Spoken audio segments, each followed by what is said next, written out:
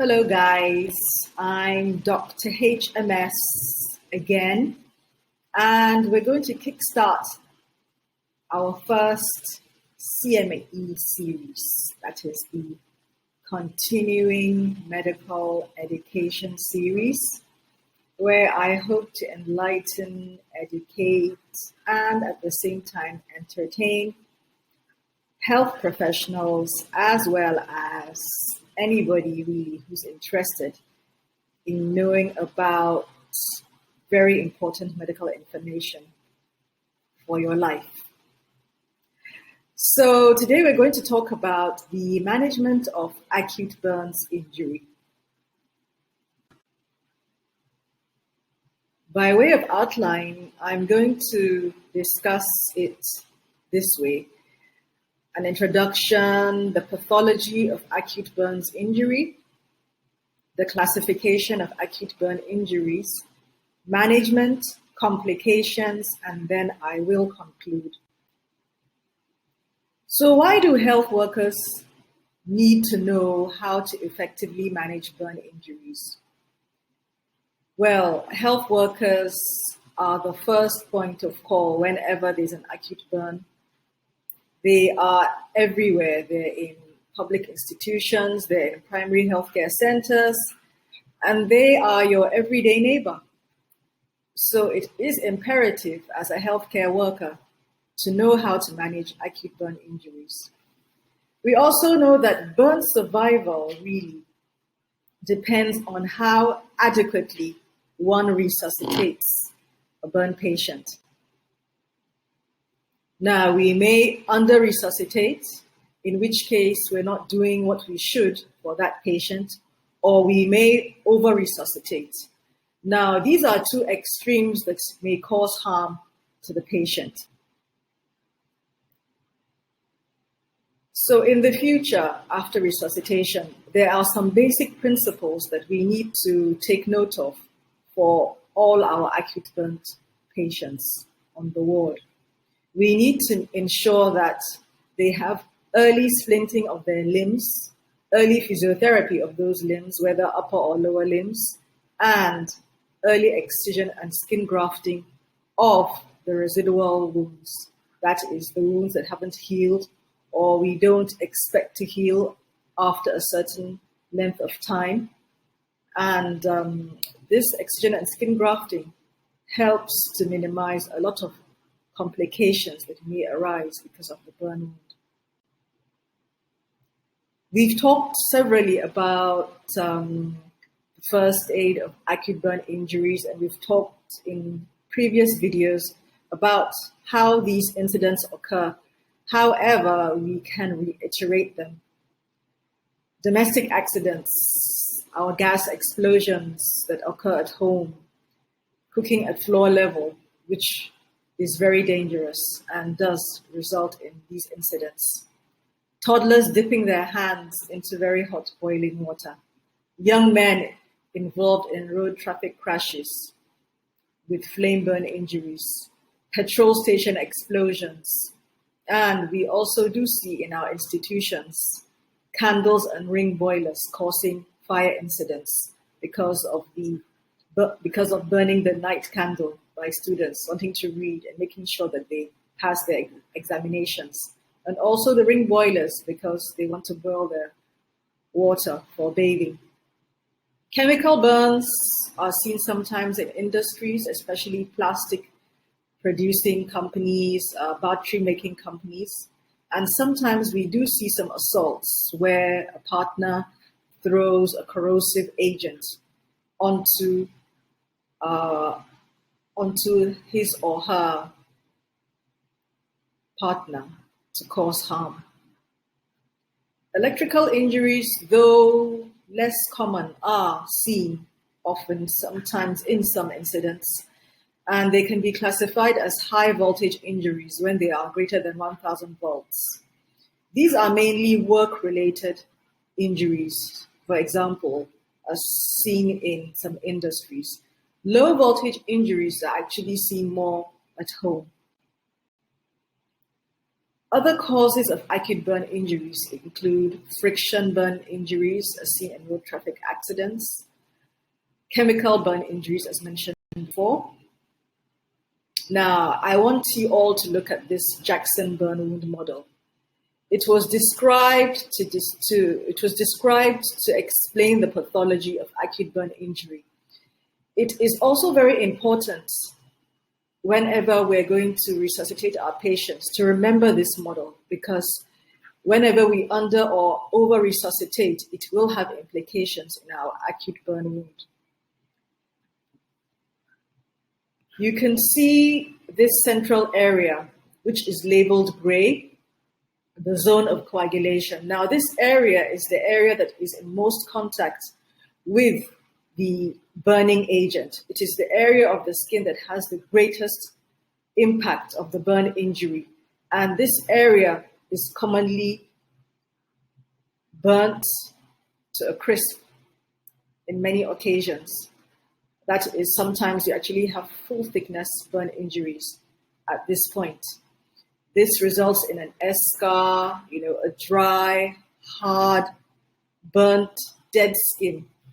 Now, immediately surrounding this area, which is labeled in blue/purple, you can see the zone of stasis. Now, this zone of stasis is the sluggish area in which there is some blood flow around the area of the burn, which has the greatest contact with the burn agent. In this area, the blood flow is sluggish, and it is an area which could actually progress to become a zone of coagulation if adequate resuscitation is not undertaken. Immediately surrounding this is the zone of inflammation, and in this area you may see it looking darkened on black skin or reddened in white Caucasian skin.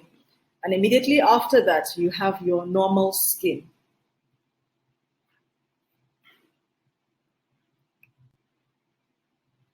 So what actually happens in a burn incident? When we have burns of more than 20% of the total body surface area being affected, there's usually a systemic response with a generalized capillary leakage. There are major fluid shifts into the interstitial spaces, and this can last up to 8 to 12 hours. Sealing of this fluid shift actually begins after 24 hours and may last up to about 48 hours. Inhalational injury leads to further release of inflammatory mediators as well as fluid leakage in the lungs. So we have a barrier. So actually the barrier to the evaporated fluid losses is gone. We have a reduced systemic vascular resistance. There's an increased cardiac output. There's reduced tissue perfusion, and we have multiple organ dysfunction. As I mentioned before, chemical burn pathology is usually caused by either strong acids or strong alkalis, caustic solutions, which can cause significant tissue damage on contact. They may actually be powders. They don't actually have to always be solutions. So we know that the alkali dissolves the proteins. It can cause cellular dehydration and saponification of fatty tissue. Alkali burns present with marked edema and extensive fluid losses. Alkali sometimes even causes more severe injury than acids, and some examples are elemental lithium, sodium, potassium, and magnesium. These react violently with water, including water on the skin. White phosphorus is oxidized in air to phosphorus pentoxide, giving off a yellow flame and a dense white smoke with a garlic odor. Inhalational burn injury is going to be discussed further in subsequent video presentations, so I will not dwell much on this. So how do we classify burn? Acute burns are commonly classified based on the depth of the burn. We have our superficial burn, which is usually quite self-limiting and heals within one week. Then we have the superficial partial thickness burn injury, and then the deep partial thickness burn injuries. We also have the full thickness burn injuries. We can also classify these burn injuries as first degree. Now, the first degree injuries are actually the superficial partial thickness burn injuries, while the second degree injuries are the deep partial thickness burn injuries, and the third degree injuries are the full thickness burn injuries. Fourth degree injuries are actually acute burn injuries that have penetrated beneath the subcutaneous fat and have even gone as far as the muscle, the tendon, the cartilage, or even the bone. This is an illustration of what I have actually described, and it is very important for us to know this classification. So usually for the superficial partial thickness burn injuries, over about 2 to 3 days, in the superficial burn injuries, as I mentioned before, they're actually self-limiting. And usually over 2 to 3 days, the erythema and pain usually subside. By about the 4th day, the injured epithelium desquamates in the phenomenon of peeling, which is well known after sunburn. It's commonly seen when Caucasians actually go tanning in the beaches. It's also commonly seen when sometimes we burn a small area of our hand, probably while cooking, and maybe some hot, not really boiling, but hot oil spills on our skin. This is usually self-limiting, and it usually heals within a week. For the superficial partial thickness burn injuries, they heal spontaneously in less than 3 weeks and do so without functional impairment. They rarely cause hypertrophic scarring, but in pigmented individuals, the healed burn may never completely match the color of the surrounding normal skin.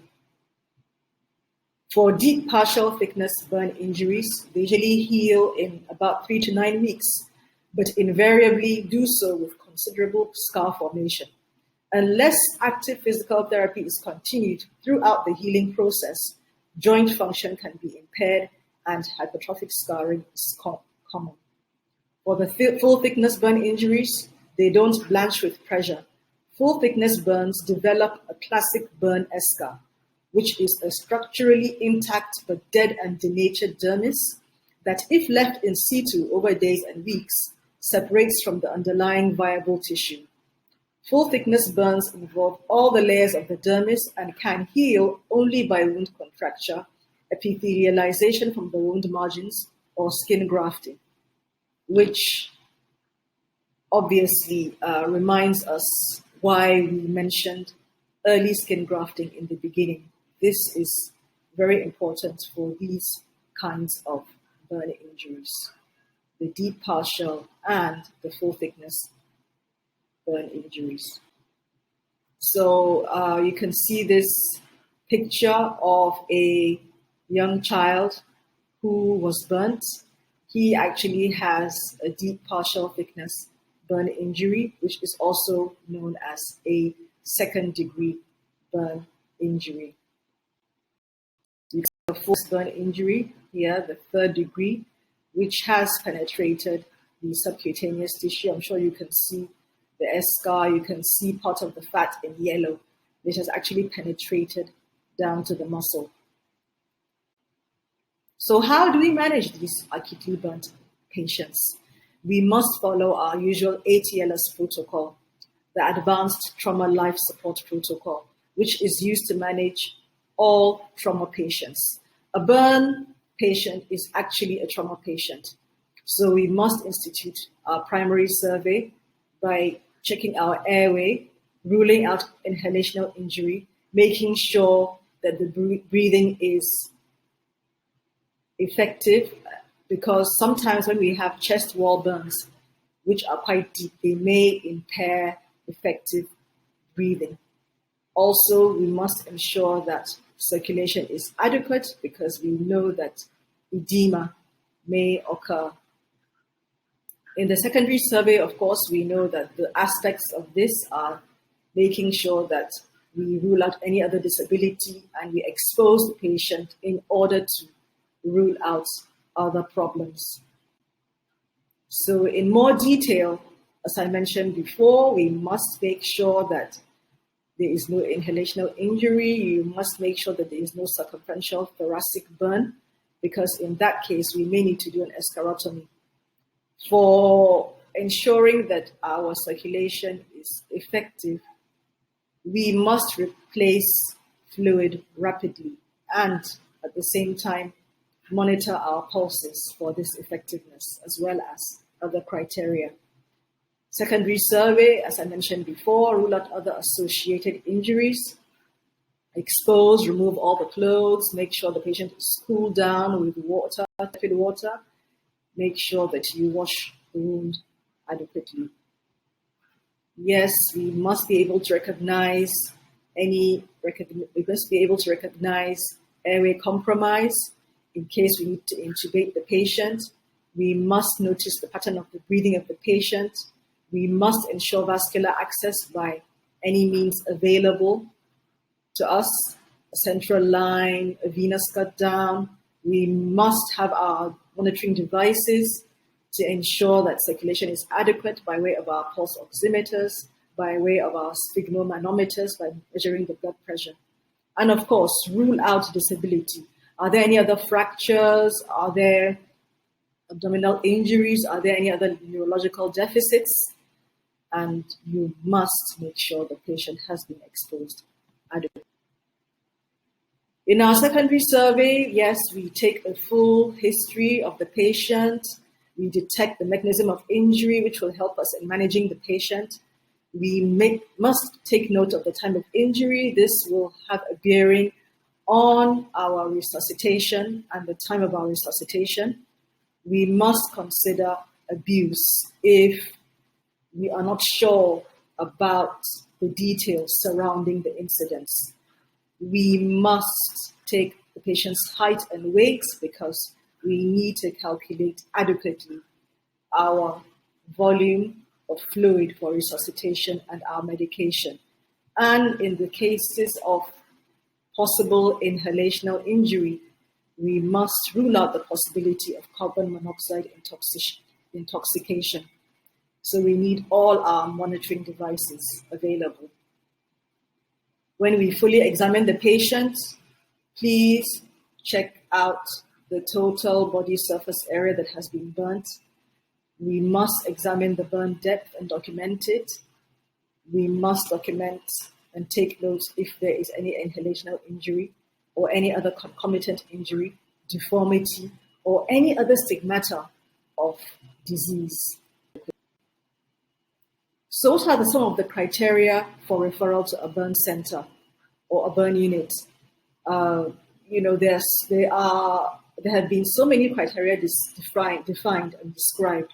However, the criteria for referral to a burn center was described by the American Burn Association, and it has been proven to actually help in managing these patients and in prioritizing their care in centers where they don't have adequate burn facilities.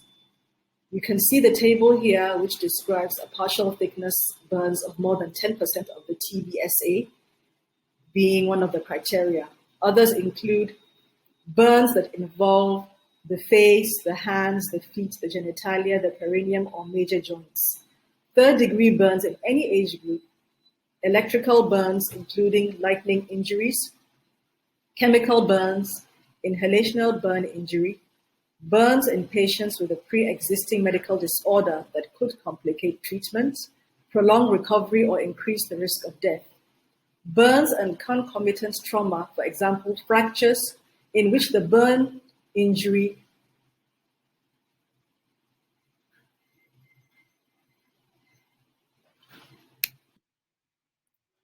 So other criteria include burns and concomitant trauma, burns in children treated in a hospital without qualified personnel or equipment for the care of children, burns in patients who will require special social, emotional or rehabilitative intervention. Yes, our goals. Prevent shock, please. Prevent shock. Relieve the pain and patient's discomfort. Reduce the risk of infection by all your practices, your medication, and your dressings.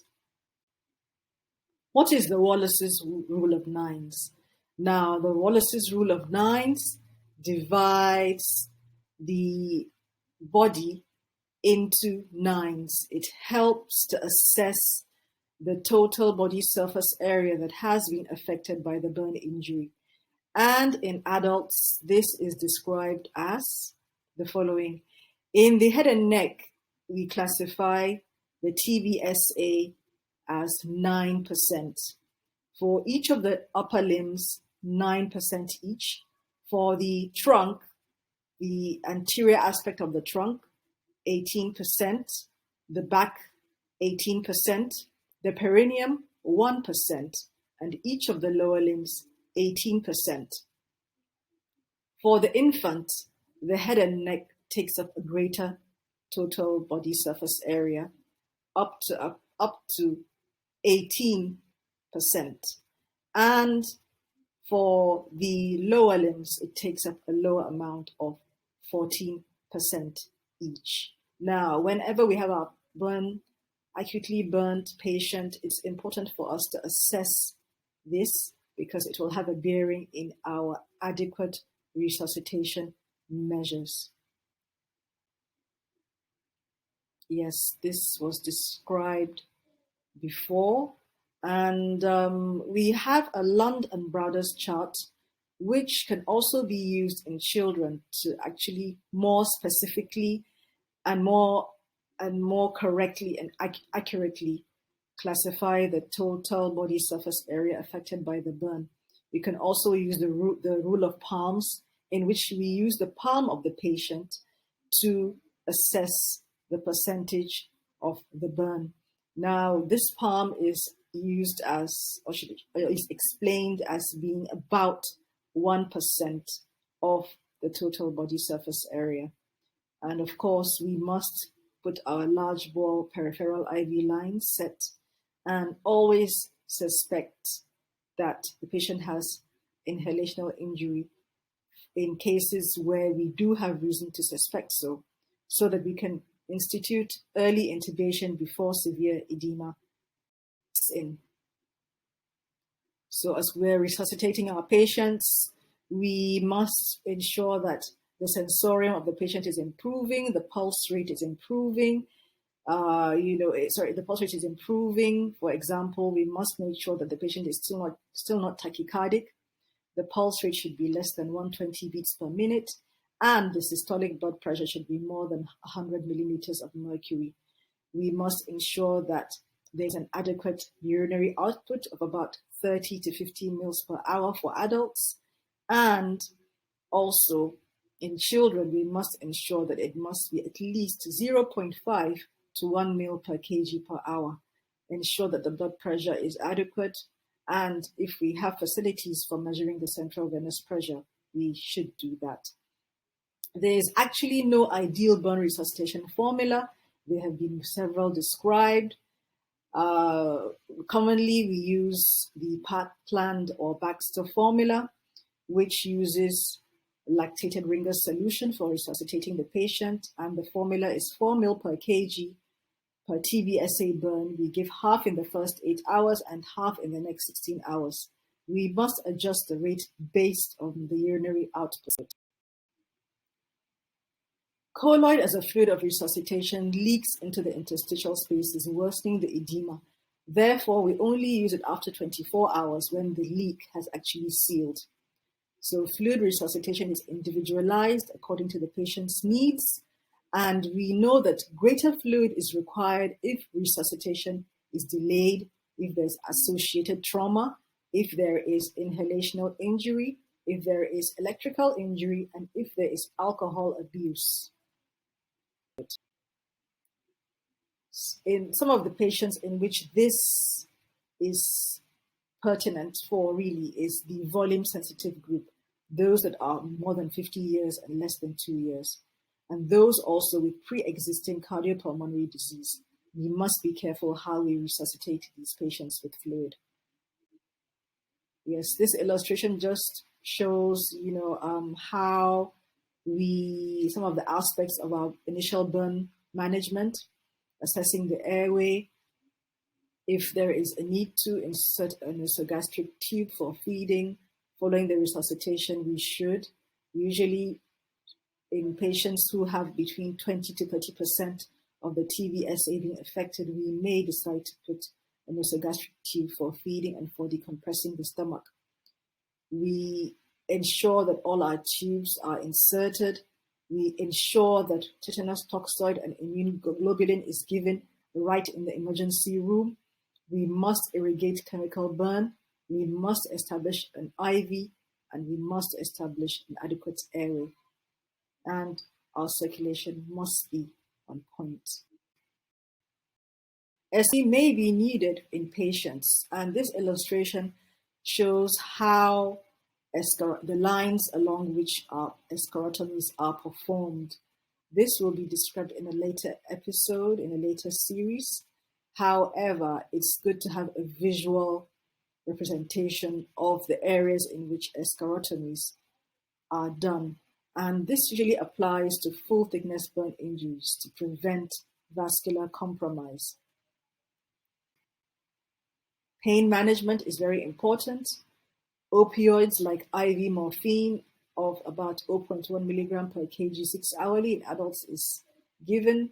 If we don't have that, we could use pethidine.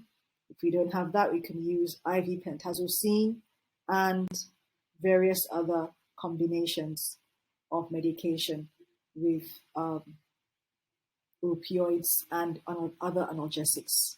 For infection control, ensure that you've washed down the patient, dressed the wounds adequately. We must ensure disciplined antibiotic use, early wound closure, and adequate nutrition. Inhalational injury must be suspected from the history. It may be associated with carbon monoxide poisoning, and we must suspect it if we have a brassy cough, hoarseness, and wheezing. Sometimes the sputum may be carbonaceous, and sometimes this can be seen when we have unexplained hypoxemia, for example, 2 to 3 days post burns. The facial and nasal hairs may be singed and burnt, and patients may have an altered mental state. Sometimes we may even have an oropharyngeal burn, so please suspect this whenever we have some of these signs. All patients at risk should have their carboxyhemoglobin levels measured, and we must immediately institute treatment by giving 100% oxygen. This helps to reduce the half-life of the carbon monoxide from 320 minutes at room air to 40 to 80 minutes. And it helps to increase the oxygen delivery to the tissues. Oxygen support is imperative. We must give 100% oxygen, and sometimes we may need to give repeated bronchoscopic lavage. Antibiotics, intensive spirometry, intubation, and mechanical ventilation with high-frequency positive percussive ventilation is important, and we must not use steroids. Heparin nebulization may be required for these inhalationally burnt patients. N-acetyl-cysteine nebulization is also important. Chest physiotherapy, and sometimes survivors actually develop chronic obstructive airway disease. Some of the specific pre-hospital care following chemical burns include removing the contaminated clothing, diluting the agent with copious water irrigation, using mineral oil for elemental metals, covering the patients with white phosphorus burn with moist blankets or gauze, and keeping it moist or using petroleum jelly.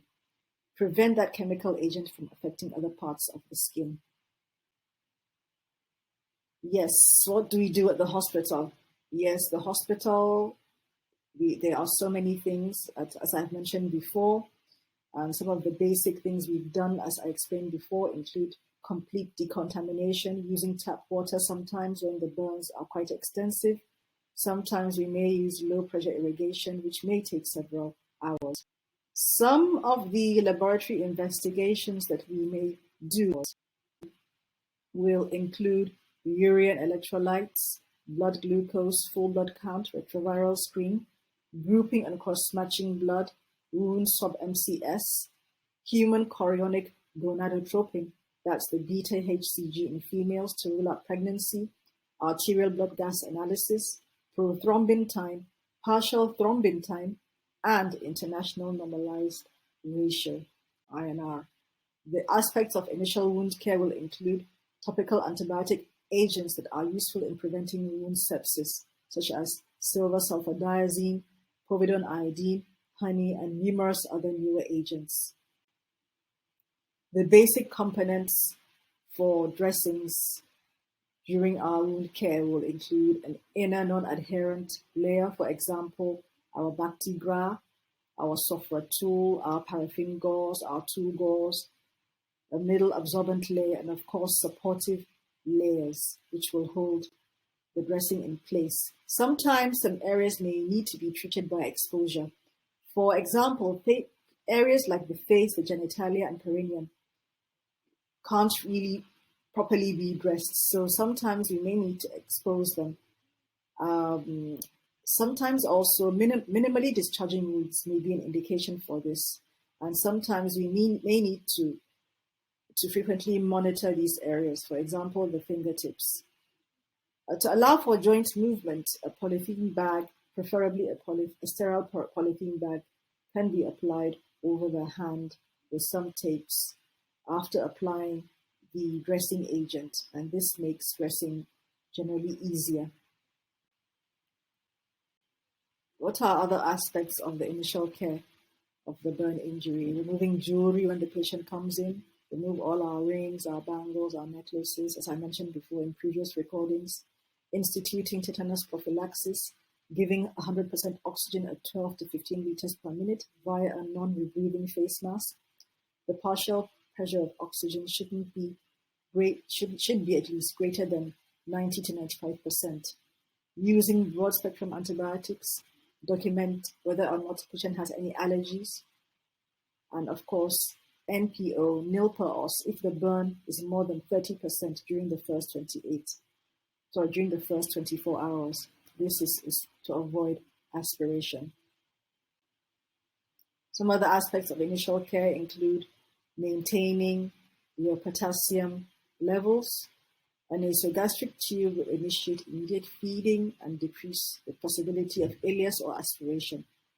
We should also avoid pressure injuries by instituting all the necessary measures. Continue our vital sign continuous monitoring, deep venous thrombosis prophylaxis, transfuse if there is a need to, administer hematinics, ensure that the temperature is maintained under radiant heat, prevent stress ulcer formation, ensure that we institute early physiotherapy to the chest, the hands, encourage early ambulation to avoid thrombotic events, prevent, again, pressure injuries, elevate our upper limbs, our lower limbs, make sure we have our splints, and ensure full range of motion exercises as early as possible. Some of the early complications that can occur in the acutely burnt patient include hypovolemic shock, hemo or myoglobinuria as evidenced by the darkened or reddened urine, renal failure, and even hypokalemia. So acute burn injury management is quite wide, and I have described some aspects of the care in this presentation. I will expatiate further in subsequent recordings. I hope you enjoyed this presentation. I look forward to your comments on my YouTube page. Like, subscribe, share, click on your bell notifications for newer videos. And thank you for listening.